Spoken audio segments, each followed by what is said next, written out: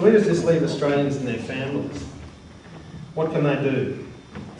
Well, let me give you 3 suggestions on how you can be climate clever without being climate conned into ignoring the big picture. Number 1, focus on cutting emissions in ways that save money.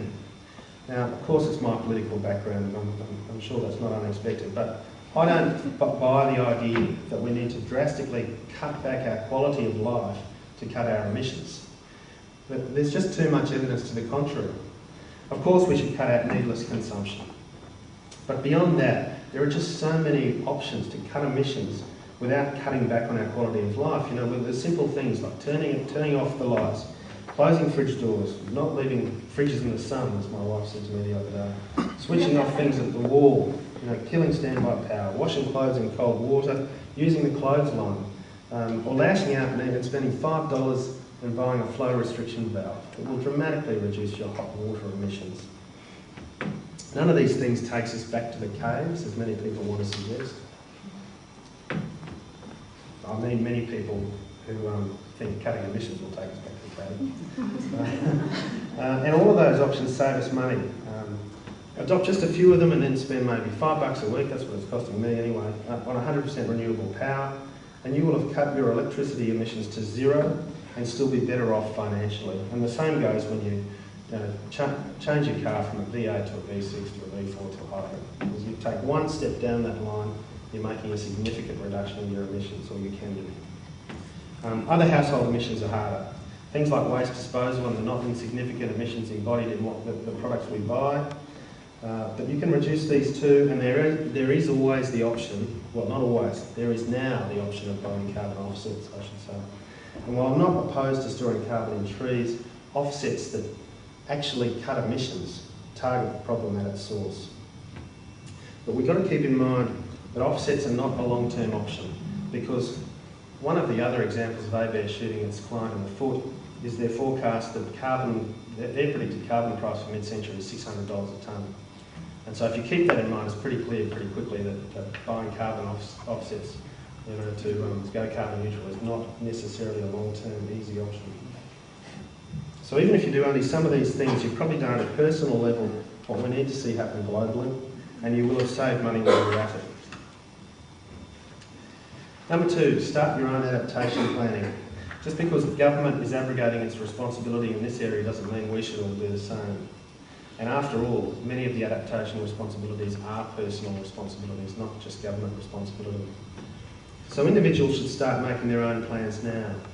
We already know plenty about what to expect: higher temperatures, more severe weather, more protracted drought, sea level rise, more extreme fire danger, water scarcity, even food scarcity, and I think that's finally starting to hit home, and of course priced carbon. This affects all sorts of equations in our lives. So from buying water tanks to designing a less thirsty garden, to becoming less reliant on a long commute, and even choosing a career in an industry which is going to fare better in a world where carbon is priced, decisions large and small that we are already making have a bearing on whether we and our families will be more or less exposed to climate change. I'm not saying that everyone on the Gold Coast should move to Tasmania, or that all coal miners should become water carters or firefighters, but we all have choices to make about what level of physical and financial risk we are comfortable exposing ourselves and our families to. And the longer we leave these choices, the harder the adjustments will be. Number 3, use your political clout. In cutting our emissions and preparing for climate change, we can make a small positive difference to the planet, to our own well-being, and we also set a vital example to those around us. But our efforts are wasted unless we also force change at the political and corporate levels as well. Politically, climate change did the unthinkable in 2006. Not only did the public embrace it as by far the biggest long-term threat to Australia in the world, it suddenly became a top 5 voting issue. And it has to stay there if we're going to see an effective response. If we're willing to relegate this issue down our priority lists, if we get another round of tax cuts and interest rates remain unchanged, then we're going to get business as usual on climate change. So we have to vote on this issue, and we have to judge political parties on whether the cumulative impact of their policies is to cut Australia's emissions in line with the deep cuts required globally, and to prepare Australia for the inevitable impacts of climate change. We mustn't fall for all the distractions, the grand declarations and ad campaigns, the funding announcements, the focus on the emissions of the individual at the expense of all else. John Howard fears the ballot box, but he also knows that a climate-con country is less likely to hold him to account. And please don't think your political clout is confined to this election. We need to keep pushing by joining and supporting environmental organisations at all levels, writing to politicians at all levels and business leaders as well, raising awareness in the workplace and community groups, and even among family and friends. Every bit helps.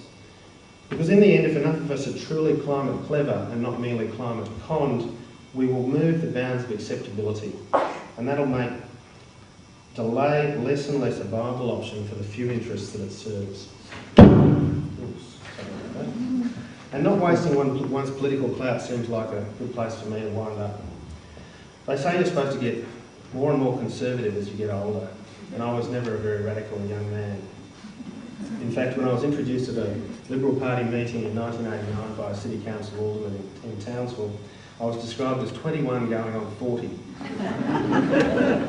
In a couple of weeks I turned 40, and if you'd have said to me at the age of 21 that in 2007 I'd be working hand in hand with Greenpeace and spending this election campaign trying to bring down a Liberal Party Prime Minister, I would have given you pretty good odds. But such is life.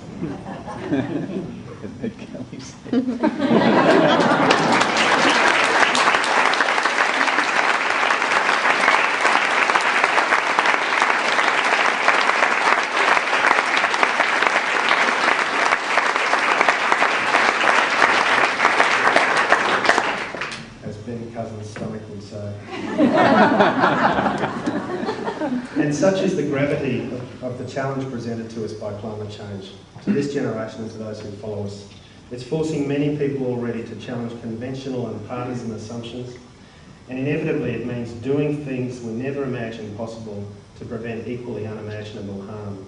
Hopefully my own actions of late will help others to seize that challenge. Thanks very much.